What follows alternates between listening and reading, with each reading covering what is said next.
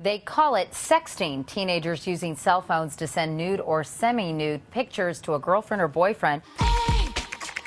All of the states are dealing with it in a very similar fashion, charging these kids with felonies. Child pornography in our society is a big deal. And so the process that we go through to investigate and eliminate, it's a big deal.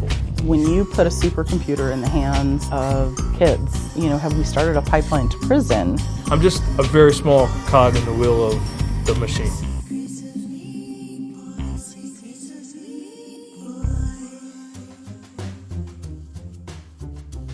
Ultimately what happens is, kid who sent the picture originally, they'll come to a school employee, a counselor, a principal, a teacher, and they'll say, help me.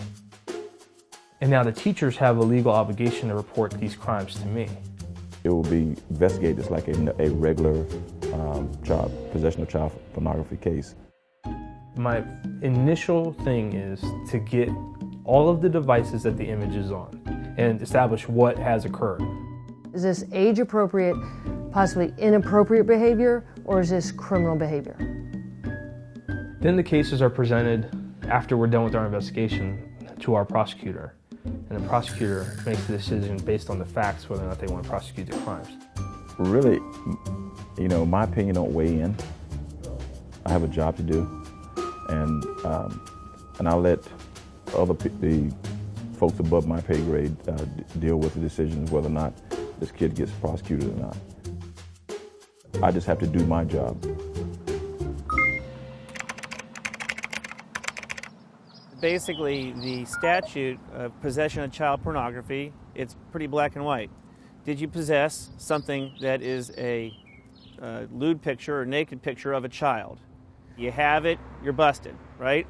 And that's done because you want the bad guys. You want the 60-year-old guy with naked pictures of 13-year-olds to be thrown in prison. And you don't want a lot of loopholes.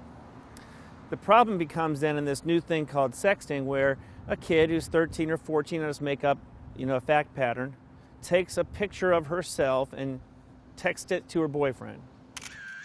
I'll give you an example of how difficult it is. So let's just say that you made an exclusion that said the production of child pornography shall not include minors taking pictures of themselves. Well, that solves the problem, right? But then you've created a whole new set of problems, because then when you're trying to convict the creepy 60-year-old guy with the pictures, now you have to prove that the pictures he had were not taken by the child herself. I will look at the image. I would have to look at the image to find out if there's a violation of law. I mean, that's part of my job. Okay, to me that is disgusting. Like, a 40-year-old man is looking at that picture. Like, I don't think they should be able to really do that. We look at the phones only enough to get the information we need.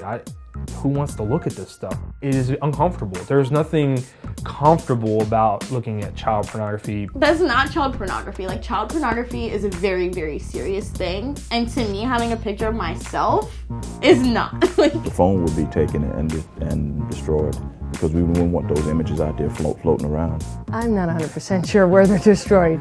I know where our marijuana is burned, but I don't know where devices are burned. I would worry about bigger problems, like starving children in Africa or something.